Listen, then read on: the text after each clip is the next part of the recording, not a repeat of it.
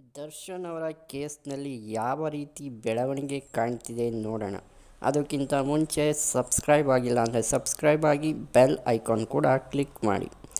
ದರ್ಶನ್ ಅವರ ಕೇಸ್ ತುಂಬಾ ಫಾಸ್ಟಾಗಿ ತನಿಖೆ ನಡೀತಿದೆ. ಈಗ ಆಲ್ರೆಡಿ 76 ದಿನ ಆಗಿದೆ ಅರೆಸ್ಟ್ ಆಗಿ. ಜೂನ್ 9ನೇ ತಾರೀಕು ಅರೆಸ್ಟ್ ಮಾಡಿದ್ದು, ಏನು ಶವ ಸಾಗಿಸಿದ್ದು ನಾವೆಂದ ಸರೆಂಡರ್ ಆಗಿದ್ದವ್ರನ್ನ ಅರೆಸ್ಟ್ ಮಾಡಿದ್ದು ಕಾಮಾಕ್ಷಿಪಾಳ್ಯ ಪೊಲೀಸ್ನವರು. ಅವ್ರಿಗೆ ಚಾರ್ಜ್ ಶೀಟ್ ಸಲ್ಲಿಕೆ ಮಾಡೋದಕ್ಕೆ 3 ತಿಂಗಳ ಕಾಲ ಅವಕಾಶ ಇರುತ್ತೆ. ಈಗ ಆಲ್ರೆಡಿ 2.5 ತಿಂಗಳು ಆಲ್ಮೋಸ್ಟ್ ಮುಗಿತಾ ಬಂದಿದೆ.